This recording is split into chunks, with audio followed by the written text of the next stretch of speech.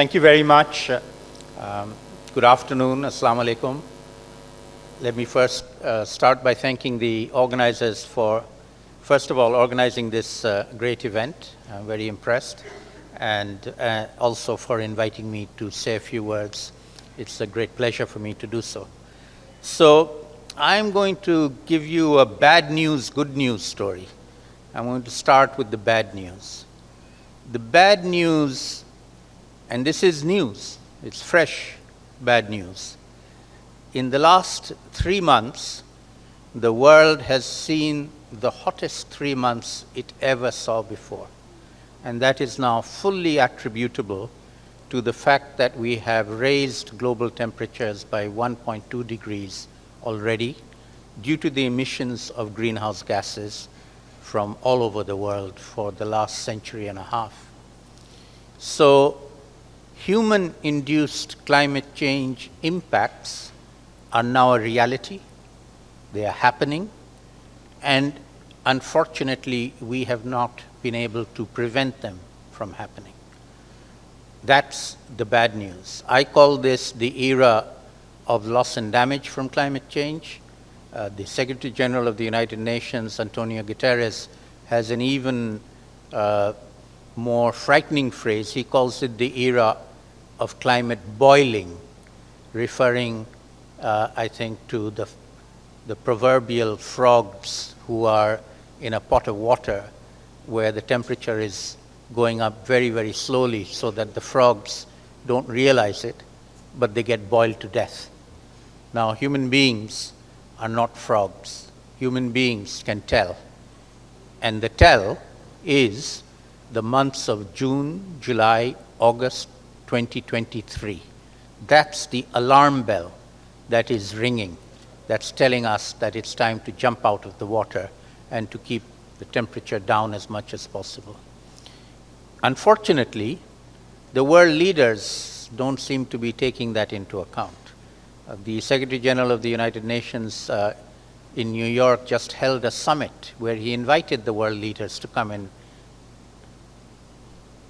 say what they were doing, to take action, to treat this like the emergency that it is. Unfortunately, he didn't get many world leaders to turn up and address this issue.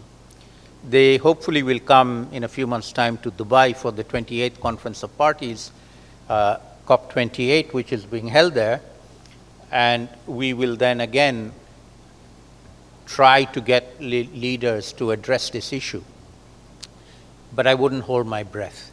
Leaders have a habit of coming, saying the right thing, even promising to do things, but then they go home and they don't keep their promises.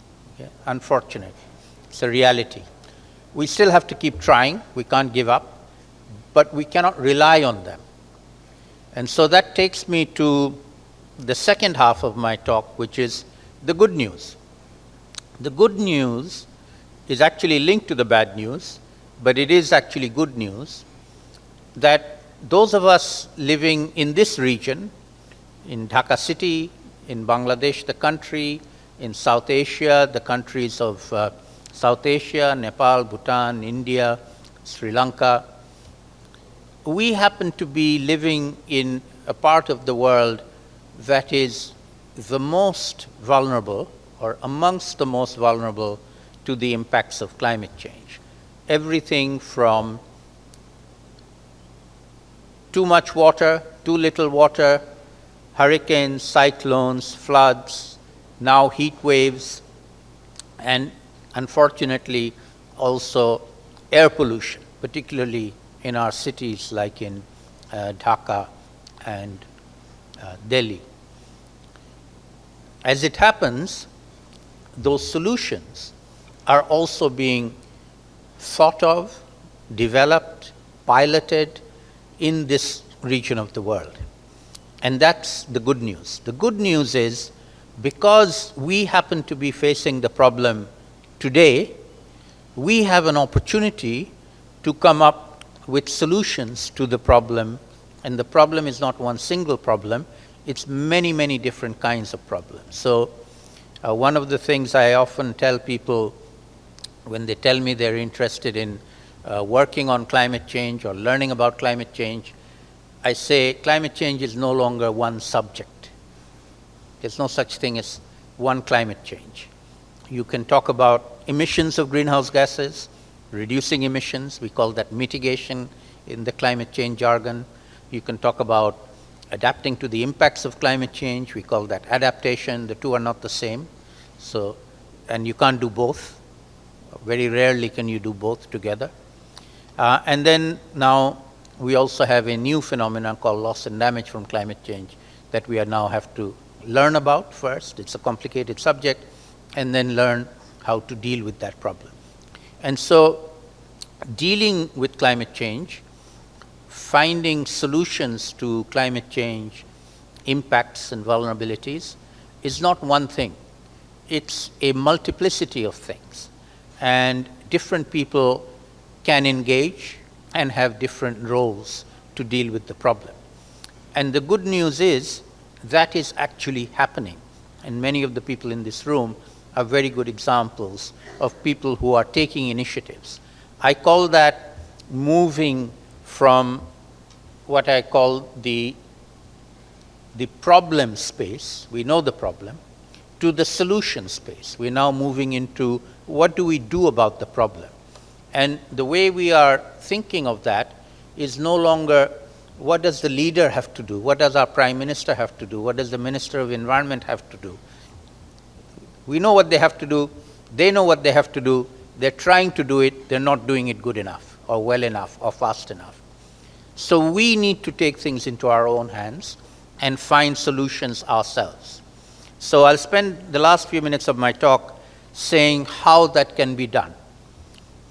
The first thing I would say, particularly for young people, and I know there's a lot of young people in the audience here today, is that you need to think of yourselves no longer primarily as citizens of Bangladesh or Bhutan or Nepal or India or Sri Lanka, but as citizens of planet Earth, planetary citizens, because this is a planetary scale problem where every citizen on the planet needs to understand the problem, and not just understand, but move from understanding the problem to finding solutions to the problem. And so this is a new paradigm shift in the way you think. First, planetary citizen, second, citizen of your own country. What's the next thing you can do? The next thing you can do is to figure out what is it that I can do. And that depends on several factors. The first factor is, where do you live? If you live in Dhaka city, highly polluted city, you can do something about pollution here. If you live in Bhutan, you can do something about biodiversity. So location is extremely important in deciding what it is that you can do at the local level where you happen to live. So the location, the ecosystem in which you live, urban or rural, they will have certain climate change and environment-related issues that you can start to address at the local level. The second thing that is a factor in deciding what to do is, who are you? What is your role in society? Are you a student? Are you a teacher? Are you a government official? Are you a businessman? Depending on what your profession is and what your professional peer group is, if you belong to an organization, your colleagues in the organization, and others in the same profession. What is it that you, within your profession and your colleagues, can address in terms of climate change? You can reduce your emissions of greenhouse gases, you can use less plastic, you can take actions on adaptation, and so on and so forth. So you need to figure out what it is that you as a group with colleagues and friends and allies can do together.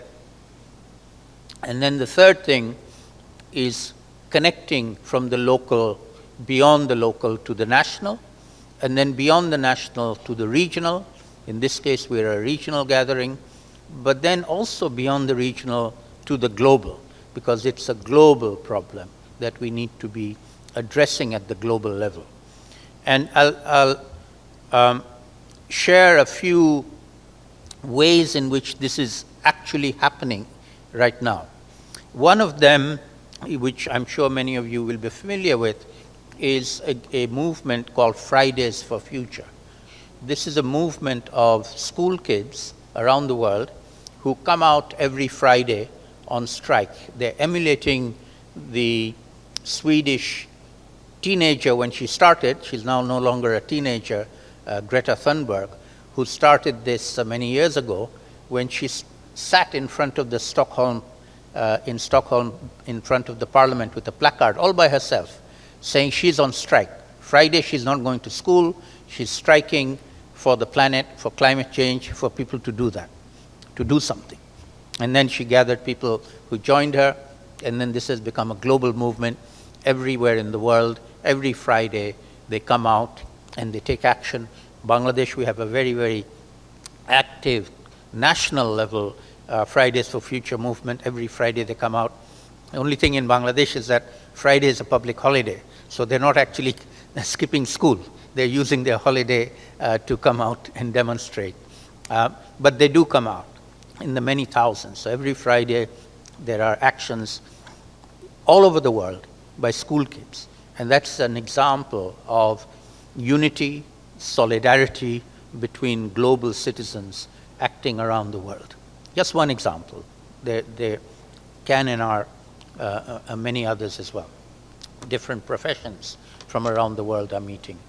Different scientists from around the world are meeting, and so on. So what we need to be doing is thinking of ourselves as actors, not victims, and finding ways to take actions, to do it locally, where we live, bring in family, friends, allies, do things collectively, together. We are stronger together than alone. And then link up across each of our countries so that we can raise these issues at the national level, engage with national level decision makers. We heard a little while ago from one of our young parliamentarians in Bangladesh who's really a champion on climate change and environment in Bangladesh. We have a very active group of parliamentarians here in Bangladesh. In fact, they held a regional, South Asia regional meeting of parliamentarians just a few weeks ago.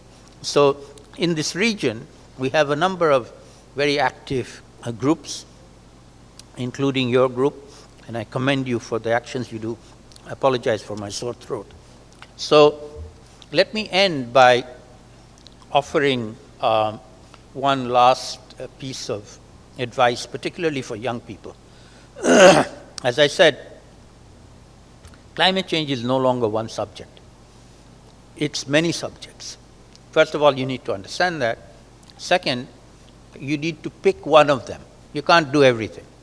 Pick one of them and focus your attention on it, gain knowledge about it, develop your own expertise on the subject, and then take actions around it. So it is a process of both acting and learning at the same time. It's action, learning. Learning by doing. That's the essence of doing something to tackle this problem. It's a massive problem, it's a global problem, but if we start doing it together, we are 7.5 billion people on the planet, we can actually achieve a lot if we work together in solidarity with each other. And that's the principle that we need to be invoking, the principle of solidarity, the principle of working together, the principle of collaboration, the principle of learning from each other, sharing our knowledge, working collectively. Incidentally, none of these principles require a huge amount of money. We often think about, we don't have money, what can we do? We can do a lot without money. Money is not the prerequisite for action. Desire to act is the prerequisite for action. Money will then follow. You do what you can without money, and then if you do something good without money, money will then come your way. You will have access to funds once you do something. You won't have access to funds just asking for it. That's not the way to get funding. The way to get funding is to act first and then seek funding later, and act together. We will only succeed if we all join forces together. We cannot do this alone. No country can do it alone, not even the most rich and most powerful country, the United States, or the biggest country, China. They can't do it alone. They need each other. They need all of us. We all need to be working together. And we've never done this before at a planetary scale. This is a planetary scale problem. We need to think of it like an alien invasion on planet Earth. We all need to work together to fight the aliens. And as it happens, the aliens have already landed here in Bangladesh and in South Asia. And if we learn to fight them, then the rest of the world can learn to fight them from us. We can share that knowledge with the rest of the world. I'll stop there. I think we have time for question and answers. I'm very happy to take some questions. Thank you very much. Possible in an environment-friendly, clean manner. It's not going to be easy because the fossil fuel industry are very, very well entrenched, very, very powerful, and they don't want to give up that power easily. They want to keep on making profits by polluting. But that's where all of us come in. We have to stop them. We have to fight them. We cannot let them continue. And it's our agency that I want to focus on.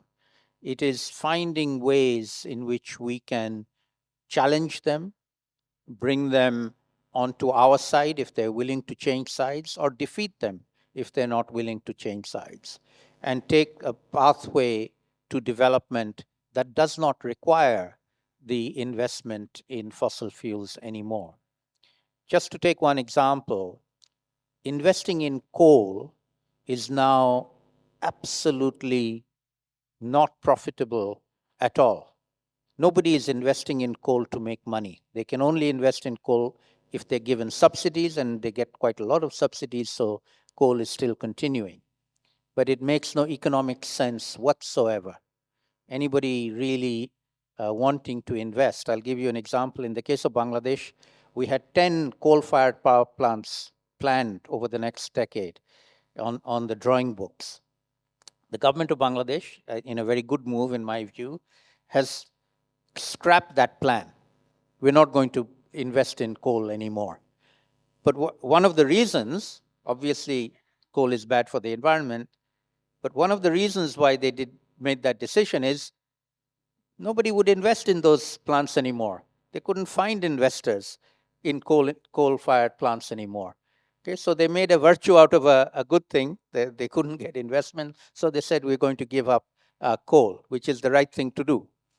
But as I said, coal is no longer a viable investment. Petroleum will follow that, and then natural gas will follow that, and that will happen very fast. You know, the cost of renewables has already outpaced coal. It's going to outpace petroleum soon, and then natural gas after that. That's a natural phenomena. It's happening at speed globally. So we need to rethink the old notion that we have to use fossil fuels to develop. We don't. That's an old way of thinking that is now redundant and absolutely not right. The second question that we heard about the siloing of institutions at national as well as at global level. That's quite right. It's one of the big problems we have, because climate change, as I said, is no longer one problem that Ministry of Environment and Ministry of Climate Change can deal with. It's impossible. It requires all the ministries to work together. And what I call, in Bangladesh, we are trying to develop, I'm not saying we've achieved it, but trying to develop what we call a whole of government approach, all ministries in the government, and then even beyond whole of government, whole of society approach, where non-governmental actors like us have a role to play, and we all work together in a coordinated and a shared manner with a common goal. That's really what we need at the global level, and that's what I'm advocating, is that we, citizens of planet Earth, get together and we work together, and we make the institutions work together. We don't wait for them, and simply criticizing things because they're not happening is not good enough anymore. Find ways to change things. Change is with us. The onus is on us. We cannot blame other people anymore. There are many people to blame, but simply playing the blame game is actually an abdication of responsibility. You have to figure out what is it I can do, who are my allies I can work with, and what we can do together with other allies. And then on the first question about loss and damage, you're right, it's a relatively new concept. It's a complicated concept, but in one sense, it's actually very, very simple. And the simple version of it is using the lens of justice. A lot of people use the phrase climate justice. I personally don't like that phrase because climate justice sounds like an ideal that may be unreachable. I prefer the phrase climate injustice, because injustice is something you can see that's happening. And when you see injustice happening, if you have any moral conscience, whether you're religious or even if you're not religious, you should do something about it. You should challenge injustice. And the injustice is very, very simple. Global climate change is a problem caused by rich people all over the world, rich people in Bangladesh, rich people in India, Sri Lanka, but rich people mostly in rich countries, that is causing harm to poor people. Poor people in all countries, including in the United States, in rich countries. If you remember Hurricane Katrina that hit the city of New Orleans many years ago, killed more than 1,000 Americans. Every single American who died was a black, poor citizen in the 9th ward of the city. Not a single white, middle-class American lost their life. Right? So poor people, even in rich countries, are the ones who suffer the impacts of climate change happening today. That's not right. That is wrong. That is immoral. And anybody who has any sense of morality should agree that's immoral. That should not happen. And then say, I want to do something about it. And then figure out what you can do. And then you start learning the jargon about loss and damage, what it means and how you work on it.